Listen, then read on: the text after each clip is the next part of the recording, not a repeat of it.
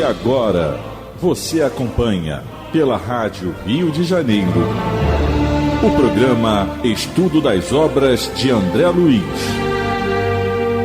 Vamos refletir sobre o livro Nosso Lar. Produção e apresentação, Tereza Cristina e Marco Antônio. Olá, caros ouvintes da Rádio Rio de Janeiro. É um prazer estarmos aqui novamente, juntos, para estudar esse livro maravilhoso, estudarmos juntos, porque aqui não tem nenhum professor em matéria de André Luiz, em matéria de espiritismo. Nós somos companheiros que procuramos estudar a doutrina espírita com muita vontade de melhorar o próprio comportamento e também com vontade de esclarecer um maior número de pessoas possíveis sobre a mensagem de Jesus que volta à Terra na sua originalidade e na sua pureza primitiva. Que Deus nos abençoe no programa de hoje. Olá, amigos da Rádio Rio de Janeiro. É uma satisfação estarmos novamente aqui a fim de meditarmos mais sobre essa obra maravilhosa de André Luiz, que nos relata minuciosamente a vida no plano espiritual, o que nos aguarda, o que podemos evitar, o que podemos galgar, não é? E é com muita satisfação, mas ao mesmo tempo com muito senso de responsabilidade que nós fazemos esse trabalho. Hoje nós vamos continuar lendo e estudando o capítulo 2, Clarencio, que é o título do capítulo. No programa passado, a gente começou a relatar as impressões que André Luiz tem nas zonas inferiores. Ele começa a contar o que ele passou lá. Hoje nós vamos começar no segundo parágrafo do capítulo 2. Para quem apelar, torturava-me a fome, a sede me escaldava. Comezinhos fenômenos da experiência material patenteavam-se-me aos olhos. Crescera minha barba, a roupa começara a romper-se com os esforços da resistência na região desconhecida. A circunstância mais dolorosa, no entanto, não é o terrível abandono a que me sentia votado, mas o assédio incessante das forças perversas que me assomavam nos caminhos ermos e obscuros. Irritavam-me, aniquilavam-me a possibilidade de concatenar ideias. Desejava ponderar maduramente a situação, esquadrinhar razões e estabelecer novas diretrizes ao pensamento.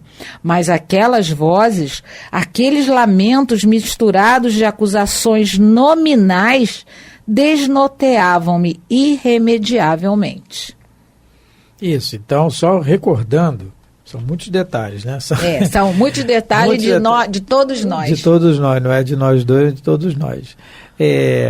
Não somente de nós dois, mas de todos nós. De todos nós. Só recordando, tá? No último programa, no último estudo, nós falamos a relação que tem essa situação de crescer a barba, a roupa começava a romper-se, sede, fome.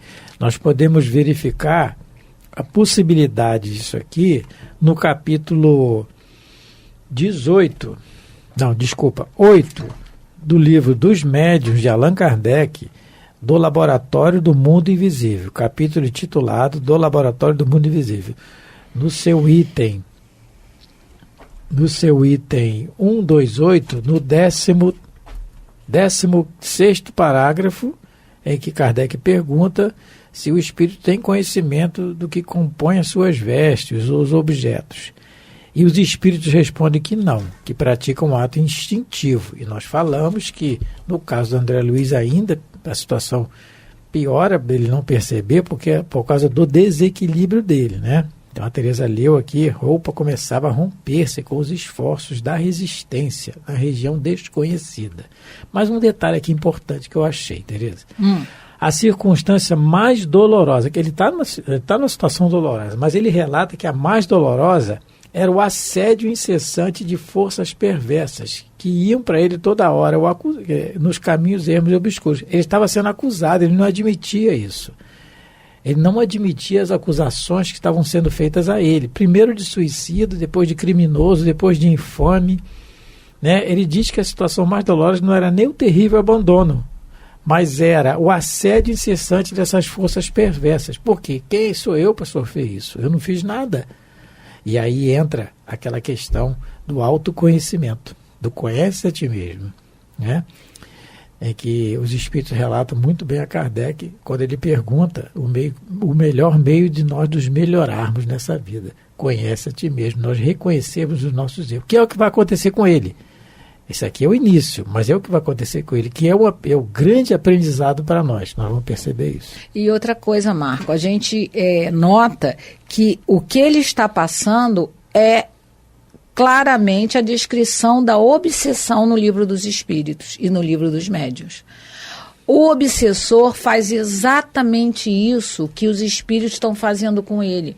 O obsessor, o nosso obsessor também, enquanto nós encarnados, que muitos de nós sofremos a influência negativa de alguns espíritos que às vezes não nos perdoaram os erros do passado, que às vezes são espíritos amigos de pessoas que a gente de alguma maneira fez algum mal.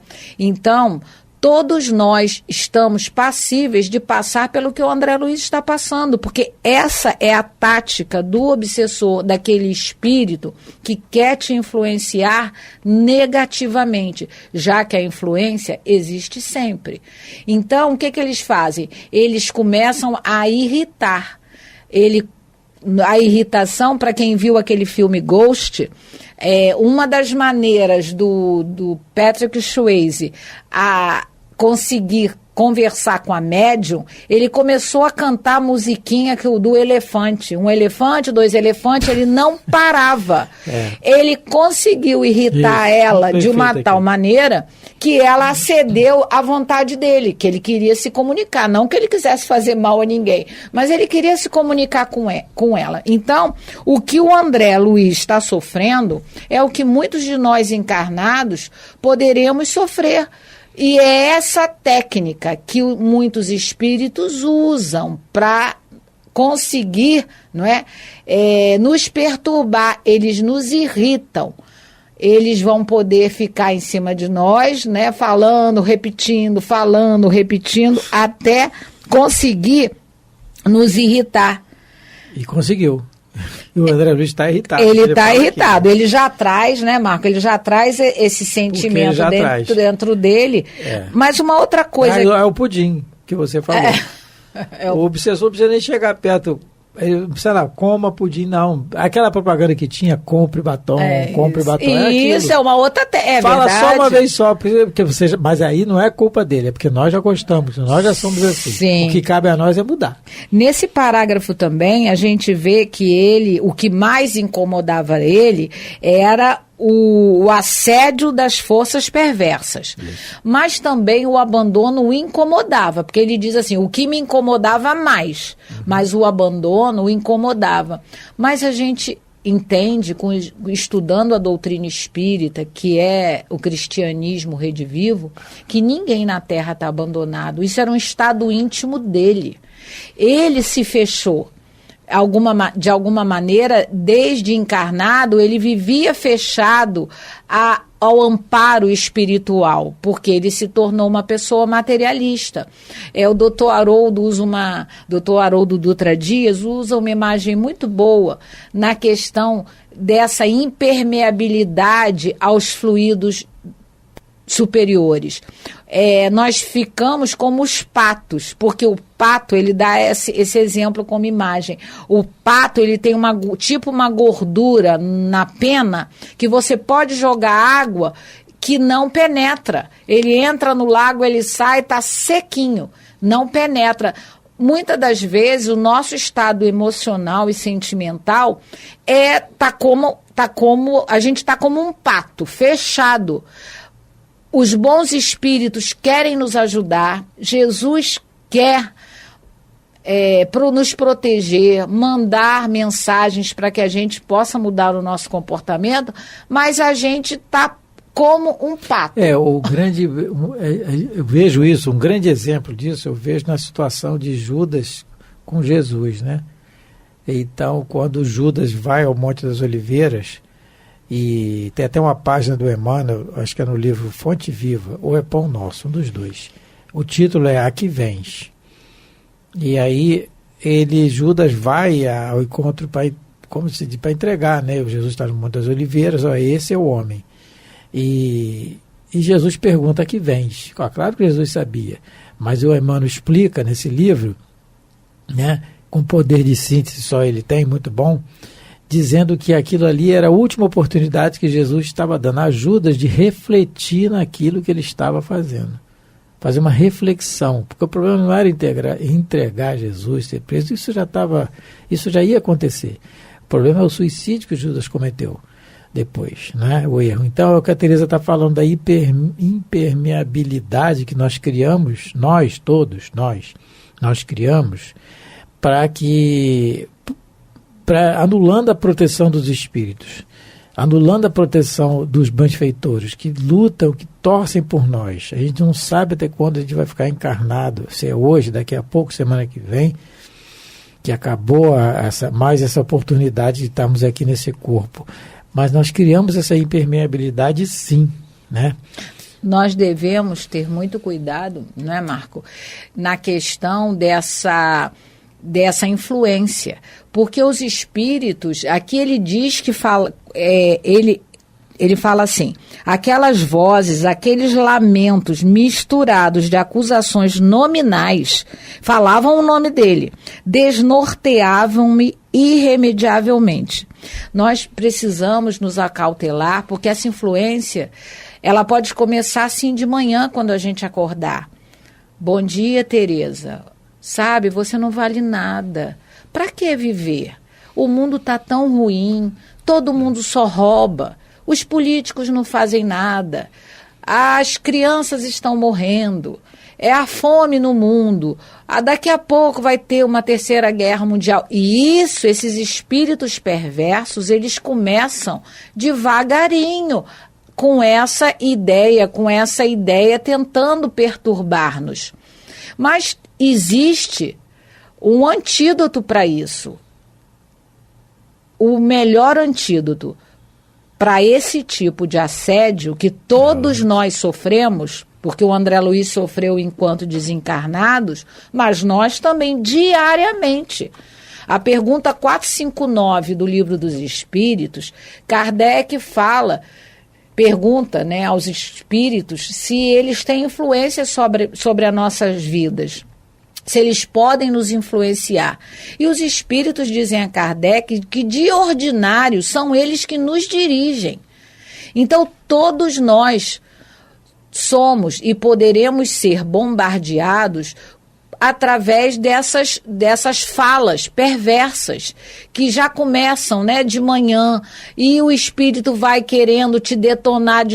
Se você não tomar uma providência, e a gente sabe que a melhor providência é a oração, quando chegar 2 horas da tarde, você já está caído e tombado no leito, já não vai querer nem mais abrir a janela.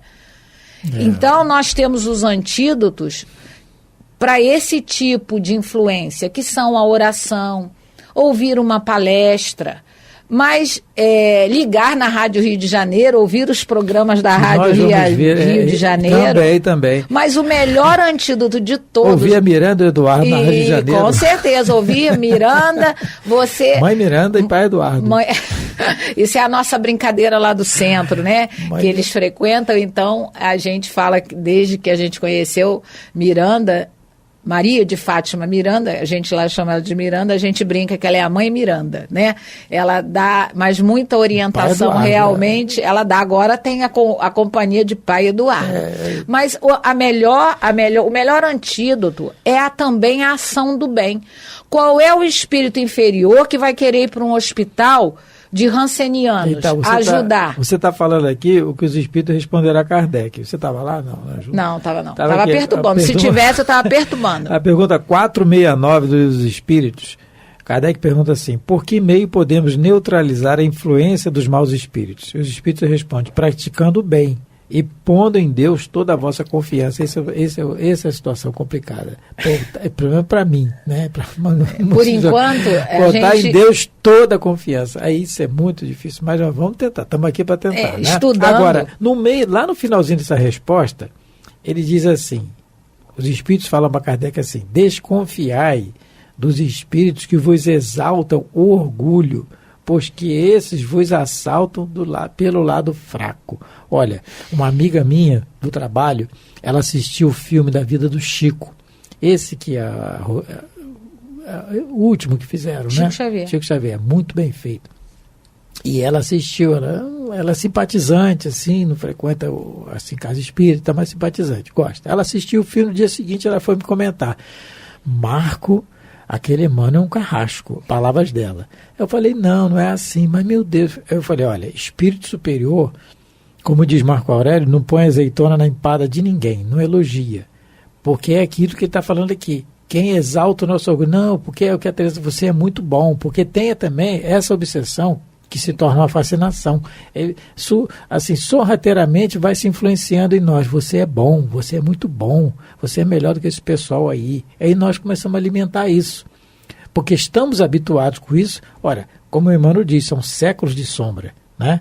Diante da nossa vontade de melhorar, quem tem a vontade. Então, isso é muito fácil. E aí desencarnou, cai nessa situação que o André Luiz está aqui. Ele não admite que você está sendo chamado está sendo assediado desse jeito. Quem é ele? Ele não fez nada. Mas foi criando um hábito de fazer as coisas achando que está certo, que é o que nós vamos ver na obra depois. Continuando a leitura. Que buscas, infeliz, aonde vais, suicida? Tais objurgatórias incessantemente repetidas perturbavam-me o coração. Infeliz, sim, mas suicida, nunca. Interessante, né? Infeliz, sim. Quer dizer, ele é infeliz, porque é muito fácil. A gente gosta de ficar infeliz às vezes. Eu sou infeliz, eu não sou nada, eu não valho nada. Realmente a gente não vale nada, mas por enquanto a gente não é que não vale nada, já vale alguma coisa. Não somos às vezes nós não somos aquilo que pensamos de ser, mas queremos ser algo melhor. Só que aqui é o papel de vítima. Infeliz, sim. Eu sou infeliz porque é bom ser vítima, a gente gosta disso aqui, né? Tem um ditado antigo que diz assim: defunto quem não tem que o carregue, balança. Quando tem. Eu sempre erro, mas eu gosto desse ditado. Defunto quando tem que eu carregue, balança, porque a gente gosta de coitadinho. Eu conheci uma pessoa quando era criança que molhava o pé da meia do sapato para ir para a escola, escondido da mãe. Não era você não, né, Marco? Não. Para poder ficar com febre e a mãe dar remedinho, dar atenção. Dá atenção, coitadinho. Molhava, quando a mãe descobriu, o peixe pegou. Mas então a gente gosta de se fazer de vítima. Não era eu não, acho que era Marco Aurélio e o Eduardo, nos dois. Continuando o quarto parágrafo, né, que nós estávamos. Essas increpações, a meu ver, não eram procedentes. Eu havia deixado o corpo físico a contragosto. Recordava meu porfiado duelo com a morte. Ainda julgava ouvir os últimos pareceres médicos enunciados na casa de saúde. Lembrava a assistência desvelada que tivera, os curativos dolorosos que experimentara nos dias longos que se seguiam à delicada operação dos intestinos. A gente vê aqui que ele consegue lembrar, mas muitos desencarnam e ficam numa perturbação que não conseguem nem lembrar o próprio nome. Ele conseguia, nessa situação, recordar o que acontecera com ele. Ele conseguia recordar o que se passou com ele. Então, como é que ele estava sendo chamado de suicida se ele foi operado, estava lutando pela vida. Ele, como médico que era, ele estava lutando pela vida, e isso ele não admitia, e os espíritos estão lá em cima dele, suicida, criminoso, suicida, criminoso. E aí o parágrafo continua. Sentia, no curso dessas reminiscências, o contato do termômetro, o pique desagradável da agulha de injeções e, por fim, a última cena que precedera o grande sono. Quer dizer, o grande sono aqui é a morte, a desencarnação. Minha esposa, ainda jovem, e os 3 filhos contemplando-me no terror da eterna separação. O André Luiz, aqui, para ele e para muitos de nós, até conhecer a doutrina espírita e compreendê-la, a morte é uma eterna separação. E isso não poderia acontecer conosco, essa ideia, mas aconteceu. Mesmo como no meu caso, antes de me tornar espírita, eu era católica, eu era professora de catecismo. E eu tinha essa ideia que a morte era uma coisa muito complicada, era uma separação que a gente não ia se ver e muitas das vezes a gente ia ficar em lugares separados. Era muita confusão em torno desse tema que é a morte. Mas por quê? Porque nós nos esquecemos que Jesus, depois de morto, ele apareceu pelo menos 10 vezes aos encarnados, continuando o contato com Maria Magdala, com Maria de Magdala, com os apóstolos, com os caminhantes de Emaús. Ele conta isso tudo para provar que a morte não separa ninguém, principalmente a quem amamos. Então, ele tinha, enquanto encarnado, o André Luiz, ele fala, né? Ele sentiu terror na hora da desencarnação, porque ele acreditava que ele nunca mais ia ver os seus amores, que a separação seria eterna. Jesus já nos ensinou sobre isso e a doutrina espírita vem nos confirmar através de todas as comunicações que Allan Kardec recebeu no livro Céu e Inferno, todas as comunicações que ele recebeu e que foram relatadas na Revista Espírita. Então, nós agora já conseguimos compreender que a morte é apenas um até logo, que nós nos reencontraremos. Os próprios sonhos que nós temos durante a noite com pessoas que já desencarnaram são verdadeiros reencontros. É a prova que não há separação. Há muitos relatos, se nós conversarmos com muitas pessoas, elas nos relatam isso, que sonhei com a minha avó que já desencarnou, sonhei com meu pai, sonhei com meu filho. Eu vou contar um caso aqui. A minha avó era como o André Luiz, durante a encarnação. Ela não gostava de religião. E ela desencarnou um filhinho dela com 2 anos. E ela quase enlouqueceu, porque na cabeça dela eles estavam separados eternamente.